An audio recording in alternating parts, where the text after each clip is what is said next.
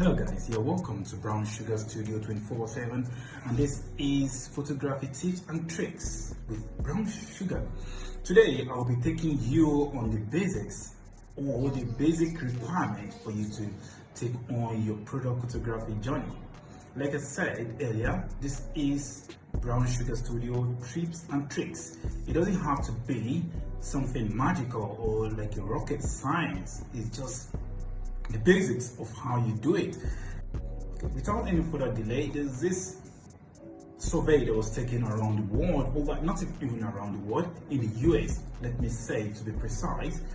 83% of the people that responded to that survey get to say, 83% said market image, product image get to determine the purchasing power. Whatever decision they get to take in the course of buying anything, it was being determined by the product image, how appealing is the product is.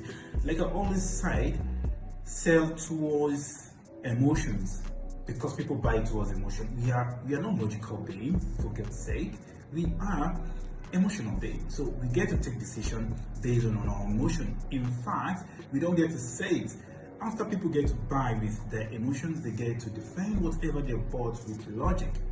That is it. So in contrary to 73% that says product review get to determine the purchasing power. However, to tell you, 83% is how you present your product, how you style your product, get to tell a lot. Either if you are a photographer that just wants to dive into the niche of product photography, or you're a business owner, you can take this with low cost equipment I'm going to give you, with low cost basic things that you can use. I'll be giving you both sides, you can do it. Okay, without any further delay, you can start your business. If you are a fresher and you're thinking, oh, how do I present my product online, maybe on Amazon, anyway, you can do it yourself. If you're starting a business online, or you've been thinking how to get your product online, you can do it yourself. Okay, without any further delay, I'll be going through 7 tips for you today, and I'll be giving you examples and some tips and showing you some way to do some things. Okay, let's move from there. The basic one is one camera, and you have to kind of camera. You can use your DXLR camera such as this, or you can go with your smartphone. Now, we know how much it costs for you to get a DXLR camera like this. The funny part of it, the options that you have is your smartphone. We all have smartphone, and to the breaking news is the current generation of smartphone, the recent generation of smartphone, has all the capabilities and the features for you to take any pictures of your choice. Yeah, but I will always recommend you use a camera that has a 12 megapixel. Yeah, you have to make use of your phone in a utility way. You're being creative, you have this thing in your head, is everything you want is within you. So without any further delay, let's move to the next one. I'll be talking about tripod. Yeah, if you can't break the bank to get something bigger, like tripod, expensive, or like tripod, you can get something less expensive like this. This is where the phone holder is. This is where the phone holder is. You can place your phone here and stretch it. Before I got my tripod, this is what I was using to take my shoot. Although I started with putting my phone in a case that can hold it and take it. Before I got this first. Okay, and if you want to take a blur picture free, you can use this tripod, and however, without you putting in your hand or placing, it might be shaking, or you can have this device, this remote device, for something very less expensive for you to do that. You can connect it with your phone, your iOS or your Android, for you to take any picture without this. The importance of doing this is to have a picture, because sometimes you're taking pictures with your hand, you may be shaky. So the tripod gives you stability. Beside the stability, if you don't want to touch the screen, you just have to use this. However, if you can't afford this, you can use your hand. Tripod is one thing to help you prevent blurriness, for you to get your image exactly how it says, stunning pictures. Yeah, from there we move into source of light. We have two type of source of light. Like I said, I'll be giving you options for you to prevent you breaking the bank or spending too much. For basic things, you understand what I'm saying?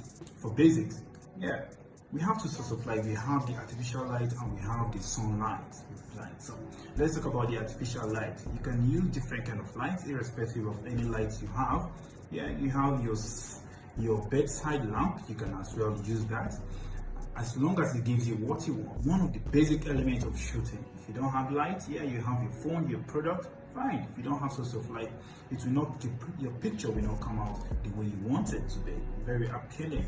Now, a very cool picture, you have to look for milder time of when the sun is not that harsh, or you want to take a warmer picture. It just depends on what you want.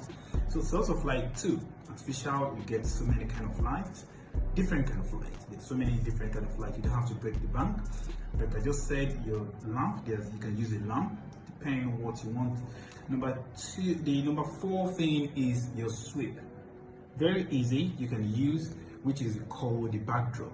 You can create a sweep based on backdrop, because you wouldn't want to have a picture where the lines will be showing. Backdrop helps you eliminate some unwanted elements at the background of your product, and I'll be showing you, demonstrating something for you now. Yeah, let's talk about sweep. You can get your sweep based on fabric. You can use fabric to get your sweep. You can use poster card, and you can use cardboard, something like this, which is less expensive. Yes, something like this. So for you to do that, you need a stand. Yeah, let me demonstrate it quickly for you. A stand like this.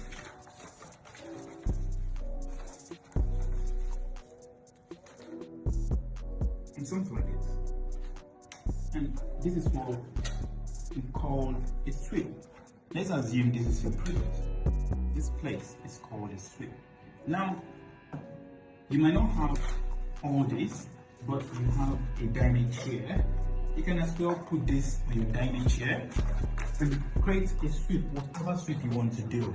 Let me just say you have PVC, so if you put it expensive, you can start with this before you get to PVC, before you get backdrop of fabric, yes, poster card and all that. So let's move to the next one, which is your Lightbox.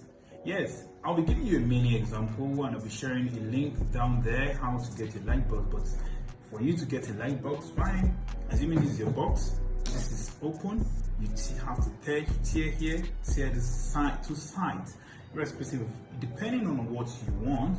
You can tear here, get this place off, and get this place off. And you need this, which is called the diffuser. So you place your diffuser both sides of your box. Now you place your lamp, irrespective of the light you want to use, but you need an artificial light for a box, a light box here.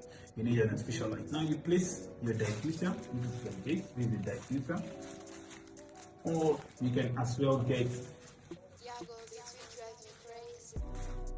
let me say, without getting, okay, you can get a sheet, a paper sheet, which is white, as long as it is penetratable. Yeah, or a reflector, whatever you can afford. I'll be placing the link. I'll place a link for you to see how the box has been made. It's not mine, but I'm just trying to help you. The next thing is your props. Yeah, these are props. You can compromise with these. These are props. You have props everywhere. Your home decor, everything in your house might be props. But these really depend on the kind of shoot you want to shoot, what you're looking at, getting the results you're looking at. Okay, I can simply convert this to a flower pot.